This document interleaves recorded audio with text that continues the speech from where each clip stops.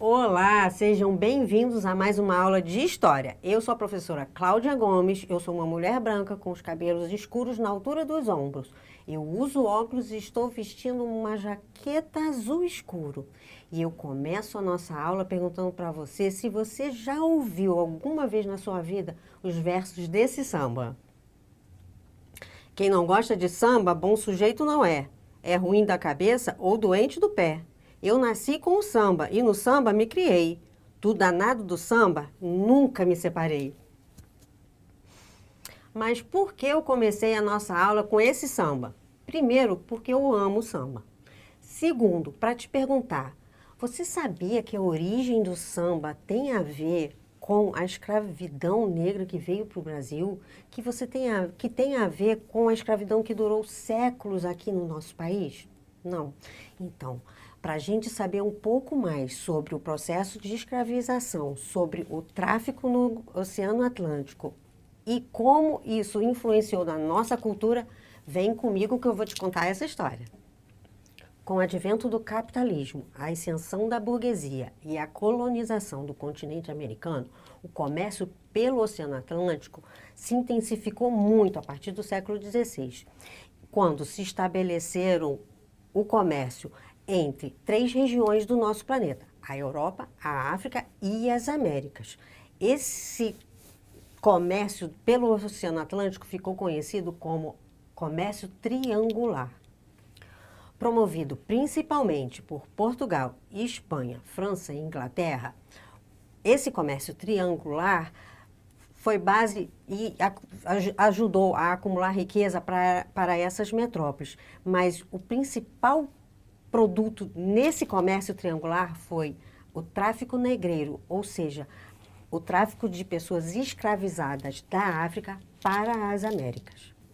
O comércio triangular iniciava com a troca de produtos manufaturados como armas de fogo, joias, aguardente, tabaco, tecidos de algodão, em troca de homens e mulheres do continente africano, que eram escravizados e trazidos para as Américas para servirem de mão de obra na exploração das colônias americanas.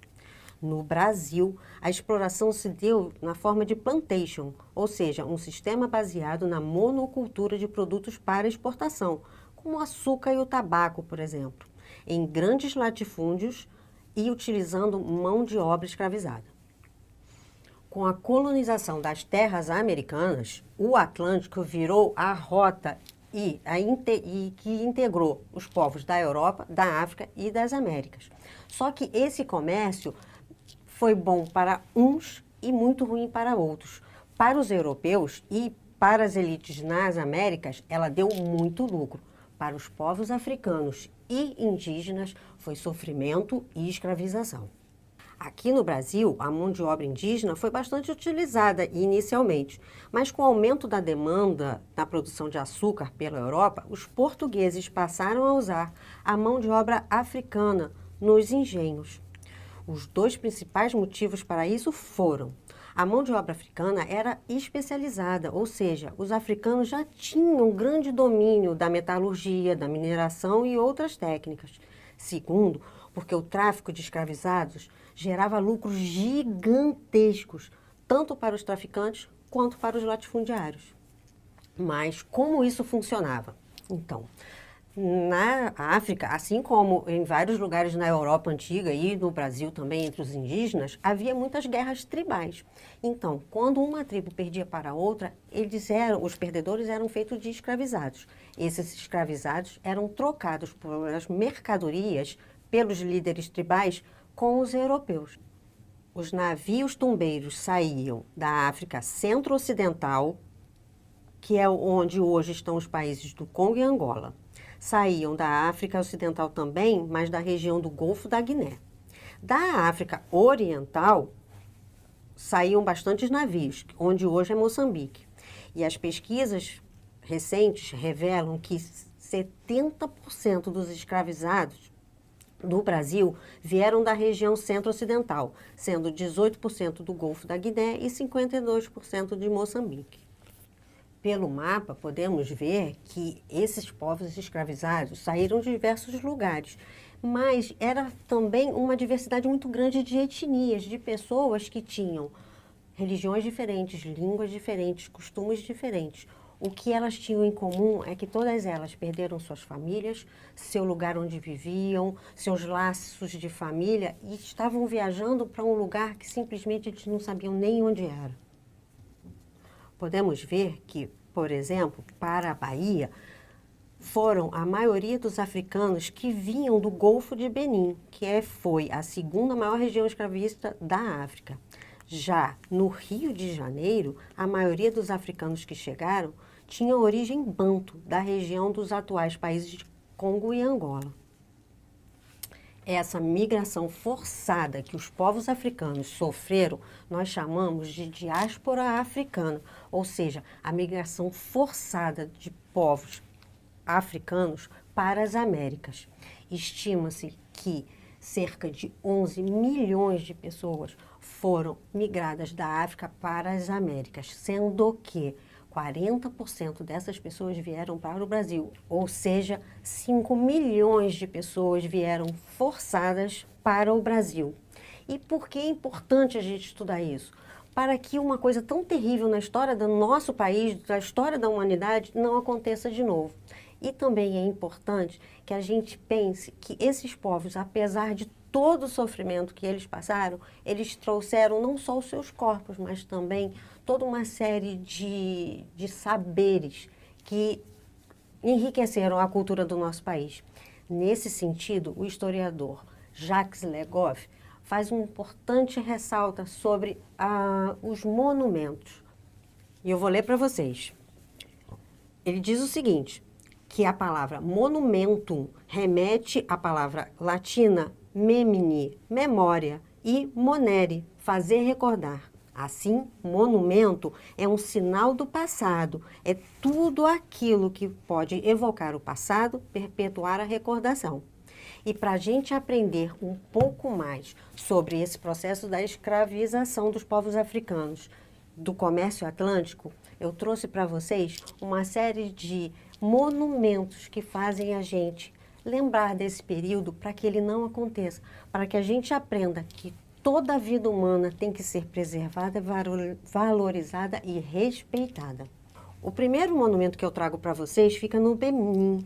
Ele chama Portal do Não Retorno e era a última parada dos escravizados, a última visão que eles tinham da África, conhecido como Costa dos Escravos no litoral de Benin. Foi um local de comércio de escravizados praticado pelos portugueses a partir do ano de 1472.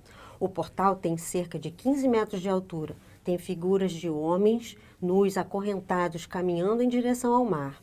Ao lado do portal, esculturas de metal que representam as famílias dos prisioneiros. Compondo o memorial, uma escultura de madeira simboliza a célebre árvore do esquecimento, uma árvore considerada mágica, em torno do qual os cativos eram obrigados a dar voltas. Os homens davam 9 voltas, as mulheres 7, para esquecer tudo, seus nomes, suas famílias e sua terra. Outro monumento importante fica em Curaçao, nas Américas, e este monumento homenageia o líder da revolta ocorrida em 1795, Tula, junto com Basjan e Salika. Eles organizaram as guerrilhas contra os holandeses, até que Tula, esse que está ao centro, foi capturado e executado. No local do suplício é que foi erguido esse monumento em 1998. Ele chama Desencadenar, que significa quebrando correntes. Já esse outro monumento chama Círculo das Crianças e fica num parque submarino em Granada, E ele foi feito porque, devido à perseguição da Marinha Britânica aos navios dos traficantes, milhares de africanos escravizados morriam afogados. E em 2006, um escultor britânico criou 60 esculturas feitas de concreto em homenagem a essas pessoas. Uma das mais conhecidas é essa aí, que é um grupo de 26 crianças segurando as mãos e voltadas para fora da roda. Já aqui no Brasil, foi descoberta em 2011 durante as obras da zona portuária da nossa cidade e trata-se do único vestígio material conhecido de desembarque dos africanos escravizados nas Américas. Ele chama o Cais do Valongo e foram descobertos 2 ancoradouros, o do Valongo e o da Imperatriz, um sobre o outro. E, junto a eles, uma grande quantidade de amuletos e objetos de cultos originários do Congo, Angola e Moçambique. O Cais do Valongo, que foi construído em 1811, foi o local de desembarque e comércio de escravizados africanos até 1831, quando foi proibido o tráfico transatlântico, como a gente pode ver aí nessa pintura do Rio Gendas.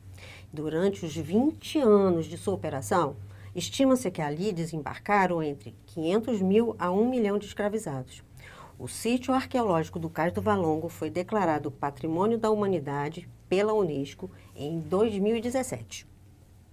Agora que a gente já sabe um pouquinho mais sobre o comércio atlântico ou o Atlântico Negro, vamos relembrar o que nós vimos na aula de hoje? Nós vimos o comércio triangular do Atlântico, vimos como funcionava a comercialização dos escravizados, vimos os portos de saída da África e chegada no Brasil, vimos a relação entre escravidão e a cultura no Brasil e vimos alguns dos monumentos em homenagem a esses povos escravizados. Nossa aula vai ficando por aqui, mas eu vou deixar para vocês um desafio. Pensando que, para além dos seus corpos, os africanos trouxeram para o Brasil seus modos de vida, culturas, práticas religiosas, línguas e arte que acabaram por influenciar na construção da nossa sociedade, o desafio que eu deixo para você é: quais as contribuições dos povos africanos você identifica no seu dia a dia? Agora nossa aula fica por aqui e eu espero vocês para a próxima aula de História. Tchau!